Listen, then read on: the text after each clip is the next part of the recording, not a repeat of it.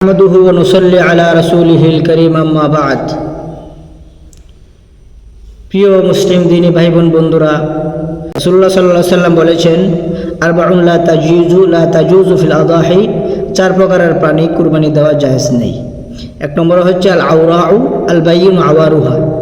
আওরাউ মানে কানা, স্পষ্ট কানা, চোখে দেখে না, এরকম কানা পশু, সেটাকে কুরবানি দিলে কুরবানি শুদ্ধ হবে না।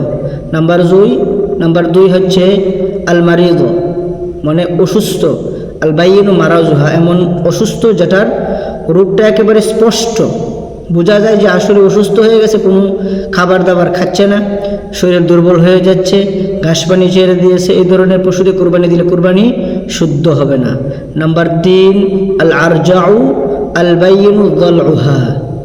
আল আরজা মানে হচ্ছে কি, ল্যাংরা গরু, যেটা খুরা বলা হয়। খুরা এমন খুরা যে কুরবানি জায়গা পর্যন্ত হেঁটে যেতে পারে না, এটা দিয়ে কুরবানি দিলে কুরবানি সহি হবে না।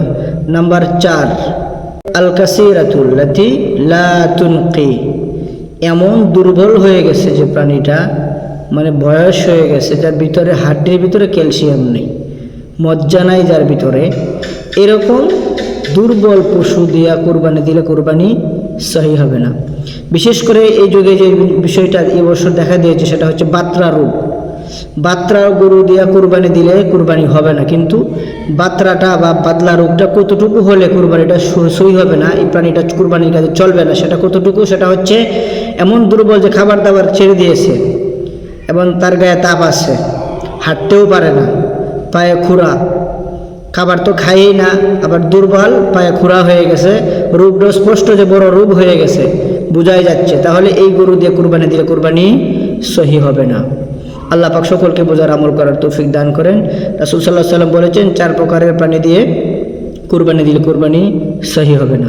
আর একটা বিষয় যেটা হচ্ছে কান কাটা যদি হয়, কতটুকু কানটা কাটা আছে, শিং ভাঙ্গা, এটা যদি মনে করেন অধিকাংশ ভাঙ্গা থাকে তাহলে হবে না। কানের ব্যাপার এরকম, অধিকাংশ যদি কান কাটা থাকে তাহলে কুরবানি সহি হবে না। লেজ কাটা গরু যদি অধিকাংশ লেজ কাটা থাকে তাহলে কুরবানি সহি হবে না।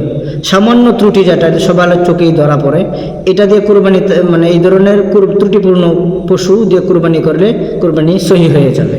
বয়সের ক্ষেত্রে বলি, প্রাণীটা যতই বড় হোক, 2 বছর যদি না হয়, তার মধ্যে কুসুর থেকে যায়, 2 বছর না হলে এই প্রাণী দিয়ে কুরবানি দিলে কুরবানি সহি হবে না। যদি মোটা তাজা মনে হচ্ছে যে মোটা তাজা হয়ে গেছে, পুষ্ট হয়ে গেছে, না, হাদিসে যেভাবে এসেছে রাওয়ায়াত বর্ণনা, সেটা হচ্ছে 2 বছর হতেই হবে। 2 বছর হলে পূর্ণাঙ্গ প্রাপ্ত হয়। একটা গরুর বয়স, উটের বয়স সেটা আলাদা, উটের বয়স আলাদা, কিন্তু গরু মহিষের বয়সটা কাছাকাছি হয়। এইটার বয়স 2 বছর হতেই হবে।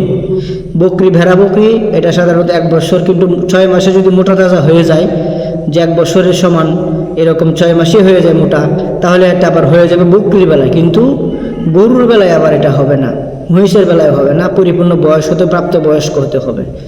আর গরুর দাঁত পড়া যে বিষয়টা, সেটা হচ্ছে, দাঁত হচ্ছে আলামত। অনেকে মনে করে যে দাঁত না পড়ে কুরবানি হবে না, আসলে না। দাঁত হইল বা গরুর আলামত, বয়স্ক, সেটা বোঝা যায়, বোঝার জন্য। কিন্তু যদি আপনার জানা থাকে 2 বছর হয়ে গেছে, তাহলে দাঁত না পড়লেও সেটাতে কুরবানি দিলে কুরবানি সহি হবে।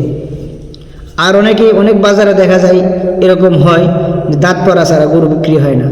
আসলে অনেকে মিথ্যা কথা বলে গরু বিক্রি করতেছে, সেই জন্য সতর্ক থাকতে হয়। যাদের কাছে বিশ্বাস করা যায় না যে 2 বছর হয়েছে কিনা, সে নিজেও জানে না, তাদের কাছ থেকে দাঁত না পড়লে গরু না কিনাই ভালো। কিন্তু যদি সে নিশ্চিতভাবে বলতে পারে যে 2 বছর হয়েছে, দাঁত পড়ে নাই, তাহলে কোনো সমস্যা হবে না।